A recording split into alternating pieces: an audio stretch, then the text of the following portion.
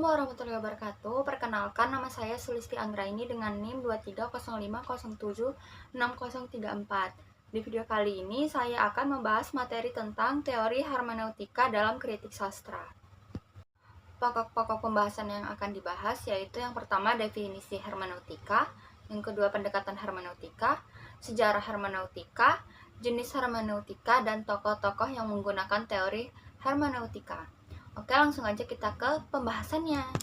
Yang pertama, kita bahas tentang definisi hermeneutika. Secara tradisional, hermeneutika diartikan sebagai teori atau ilmu penafsiran. Term ini berasal dari bahasa Yunani, yaitu hermeneuein, yang berarti menafsirkan atau menerjemahkan sesuatu ke dalam bahasa seseorang. Secara lebih umum, hermeneutika memiliki arti sebagai jumlah pedoman untuk pemahaman teks-teks yang bersifat otoritatif seperti dogma dan kitab suci. Dalam konteks ini dapat disimpulkan bahwa hermeneutika adalah menafsirkan berdasarkan pemahaman yang sangat mendalam. Lalu pembahasan yang kedua yaitu pendekatan hermeneutika. Hermeneutika merupakan salah satu pendekatan yang digunakan untuk menganalisis suatu teks.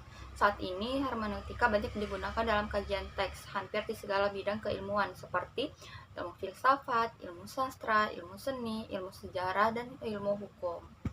Kita masuk ke pembahasan yang ketiga yaitu sejarah hermeneutika. Hermeneutika awalnya berkembang dalam teologi, khususnya untuk menafsirkan teks-teks keagamaan. Pada abad ke-18, hermeneutika mulai diterapkan pada teks non-religius, lalu meluas ke bidang humaniora seperti sejarah, sosiologi, dan kritik sastra.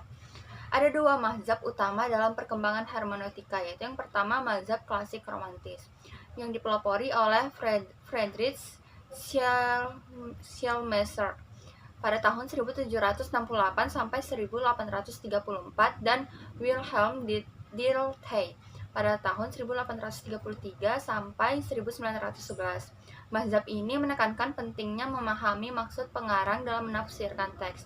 Penafsir harus memahami konteks sosial dan budaya pengarang untuk menangkap makna teks dengan akurat. Lalu yang kedua yaitu mazhab hermeneutika subjektif yang dipelopori oleh Martin Heidegger pada tahun 1889 sampai dengan 1976 dan dikembangkan oleh Hans-Georg Gadamer pada tahun 1900 sampai 2002. Mazhab ini berfokus pada peran penafsiran yang memahami teks berdasarkan konteks dan pengetahuan mereka sendiri, terlepas dari maksud pengarang. Penafsiran dianggap sebagai proses yang subjektif dan bervariasi sesuai dengan latar belakang penafsir. Dalam tradisi Islam, hermeneutika diadopsi dalam bentuk ilm at-ta'wil dengan dua pendekatan. Yang pertama tafsir bil matsur yang objektif dan tafsir bil ra'yi yang subjektif. Hermeneutika memainkan peran penting dalam kritik sastra, yang membantu memahami makna dan nilai dalam teks sastra, termasuk dalam konteks sastra Arab yang dikembangkan oleh kritikus seperti Abdul Al-Qahir Al-Jurjani. Lalu kita masuk ke pembahasan yang keempat yaitu jenis hermeneutika. Blackhart mengelompokkan gerakan hermeneutika ke dalam 3 jenis, yaitu yang pertama, hermeneutika metodologis. Model ini memfokuskan pembahasannya pada problematika dalam penafsiran. Secara umum dikenal sebagai metodologi bagi ilmu-ilmu kemanusiaan atau humanora yang melalui analisis pemahaman sebagai metode yang cocok untuk melakukan, mengalami ulang, atau memikirkan ulang tentang apa yang secara sebenarnya dirasakan dan dipikirkan oleh pengarang. Lalu jenis yang kedua yaitu hermeneutika filosofis. Hermeneutika filosofis adalah cabang filsafat yang mempelajari tentang interpretasi makna. Hermeneutika filosofis tidak hanya terbatas pada teori penafsiran kitab suci atau metode filologi, tetapi juga meluas ke berbagai kajian keilmuan seperti sejarah, filsafat, hukum, kesusastraan, dan ilmu pengetahuan tentang kemanusiaan. Lalu jenis yang ketiga yaitu hermeneutika kritis. Hermeneutika kritis adalah pencairan makna dalam proses dialog antara isi teks dan struktur ideologi realitas. Lebih spesifik lagi, hermeneutika kritis mencari sebab-sebab pemahaman dan komunikasi yang distorsif, yang teralihkan atau terkurangi dalam situasi interaksi yang normal.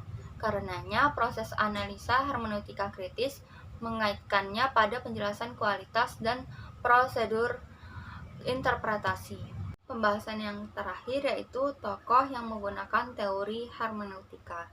Dari tokoh hermeneutika barat yaitu ada yang pertama Charles Messer, lalu yang kedua ada William Dilthey, yang ketiga ada Edmund Husserl, yang keempat Martin Heidegger, yang kelima Hans Georg Germer, yang keenam Jürgen Habermas, yang ketujuh Paul Ricoeur, dan yang ke-8 Jacques Derrida. Lalu tokoh hermeneutika muslim itu yang pertama ada Muhammad Arfan dan yang kedua ada Hasan Hanafi. Nah, itu tadi pembahasan tentang materi teori hermeneutika. Jadi kesimpulannya, teori hermeneutika sebagai pendekatan untuk memahami dan menafsirkan teks telah menunjukkan kontribusi signifikan dalam kritik sastra dengan menekankan pentingnya konteks hidrotoris, budaya, dan bahasa. Melalui berbagai jenis hermeneutika, teori ini menyediakan alat yang mendalam untuk menganalisis teks sehingga memungkinkan pembaca untuk mengungkapkan makna yang lebih kaya dan beragam. Penerapan teori ini dalam kritik sastra memperkaya pemahaman tentang hubungan antara teks, penulis, dan pembaca, serta meningkatkan kualitas interpretasi dan analisis karya sastra.